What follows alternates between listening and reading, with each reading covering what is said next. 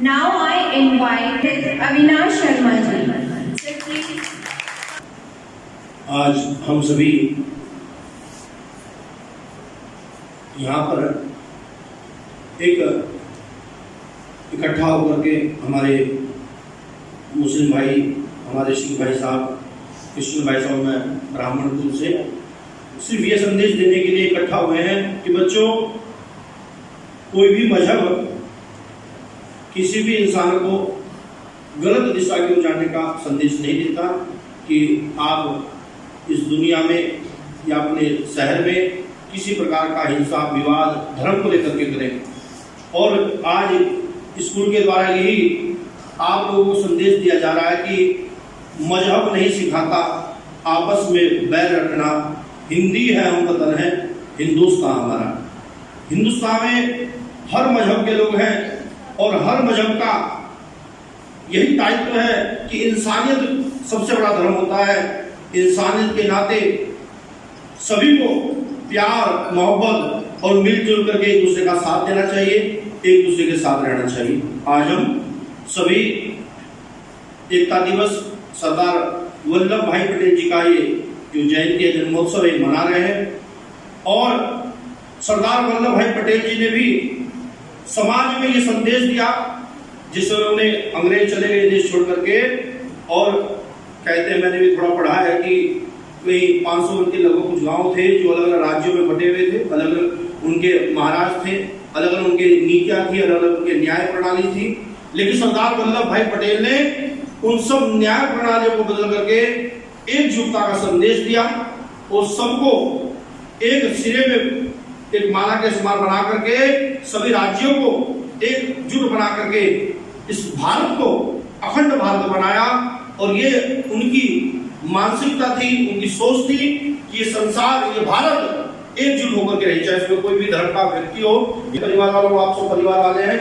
अगर परिवार में एकता नहीं होगी, अगर परिवार में 4 या 5 सदस्य हैं, उनमें एकता नहीं है तो परिवार बिखर जाता है, टूट जाता है। समाज के लोग भी इस परिवार का शोषण करते हैं।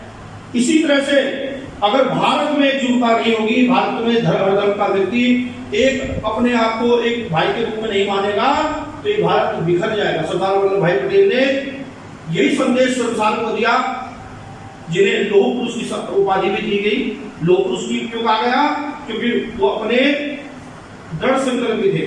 उन्होंने जो एक बार निश्चय कर लिया कि मुझे कार्य करना है, तो बड़े बड़े उन्हें मारने तक के बहुत लोगों द्वारा धमकियां तक दी गई कि हम तुम्हें मार देंगे, हम तुम्हें कर देंगे, वो कर देंगे, अगर तुमने हैदराबाद को छेड़ दिया, कश्मीर को छेड़ दिया, ये कर दिया, वो कर दिया।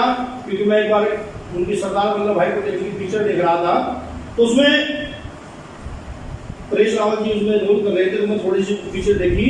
उसमें किस प्रकार से उनका शोषण तक किया गया, सरदार वल्लभ भाई पटेल का मारने तक, इनके परिवार को खत्म करने तक की धमकी दी गई। लेकिन सरदार वल्लभ भाई पटेल जी अपने जो अपना संकल्प था उससे नहीं गए और पूरे भारत को अखंड भारत बनाया। तो मेरे बच्चों, आज हम सब बैठ करके यहाँ तुम्हें यही संदेश देना चाहते हैं। तुम पढ़ाई कर रहे हो, यहाँ पर शिक्षा स्कूल से ग्रहण कर रहे हो, तो सबसे पहले दृढ़ संकल्प भी करो। अगर तुम्हें कोई लक्ष्य प्राप्त करना है कि मुझे ये चीज करनी है, तो निश्चित तुम उस चीज को प्राप्त कर सकते हो। अगर आपके अंदर निगेटिव सोच आ गई कि मैं ये नहीं कर सकता, तो कुदरत का एक ऐसा नियम होता है कि वो निगेटिव सोच तुम्हारे दिमाग में एक घर कर जाती है। अगर तुमने सोचा भाई मैं एग्जाम में पास नहीं हो पाऊंगा, तो वास्तव में तुम कहीं ना कहीं अपने आप को कमजोर महसूस करोगे। तो आज सरदार वल्लभ भाई पटेल जी की जयंती पर आप सब बच्चे संकल्प लें कि हमें दृढ़ संकल्पी बनना है, हमें उस ऊंचाइयों को छूना है जिसके लिए मेरे माता पिता ने हमें इस अच्छे स्कूल में, क्योंकि तुम बहुत किस्मत वाले हो, वरना ऐसे बच्चे हैं बेचारे जो गरीब छोटे स्कूलों में पढ़ रहे हैं, पढ़ाने वाला शिक्षा देने वाला कोई नहीं है, लेकिन तुम्हारे माता पिता तुम्हारे लिए बड़ा संघर्ष कर रहे हैं।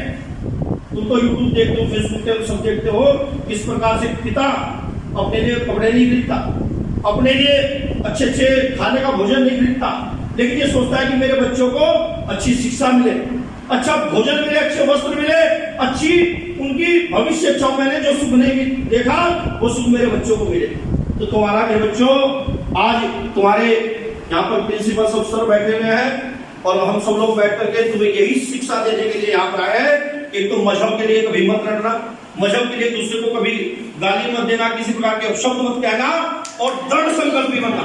हमेशा ये सोचना कि मैं सरदार वल्लभ भाई पटेल, तुमने से बहुत से बच्चे सरदार वल्लभ भाई पटेल बनेंगे, महात्मा गांधी बनेंगे और बहुत सारे ऐसे ऐसे महापुरुष जो उस समय हुआ करते थे, आज भी तुम में से साइंटिस्ट, डॉक्टर और न जाने क्या क्या उपाधि लेकर के इस स्कूल से निकलेंगे। इसलिए दृढ़ संकल्पी बनो और एकता का पाठ पढ़े।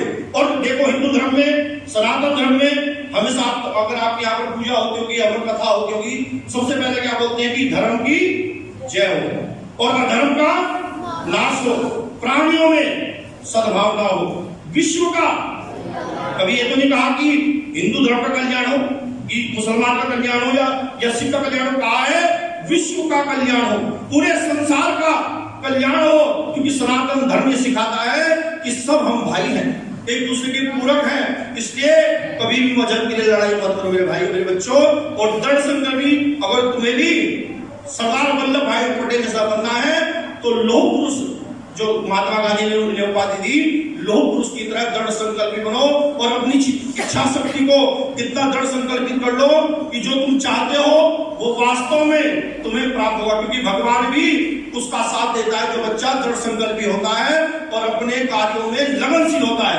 आलसी बच्चों का भगवान भी साथ नहीं देता, आलसी बच्चों को भगवान भी कहता है ये तो पढ़ा रहेगा तो कोई बात नहीं, लेकिन इसलिए दृढ़ संकल्पी बनो और अपने कार्यों में अपने माता पिता का नाम रोशन करने के लिए, इतने अच्छे स्कूल में तुम पढ़ रहे हो, ऐसा कार्य करो कि तुम्हारे माता पिता और गुरुजनों का नाम रोशन हो।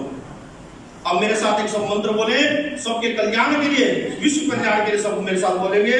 बोलो ओम सर्वे भवन्तु सुखिना सर्वे सन्तु निरामया सर्वे भद्राणि पश्यन्तु मा कश्चित् दुःख भाग् भवेत्।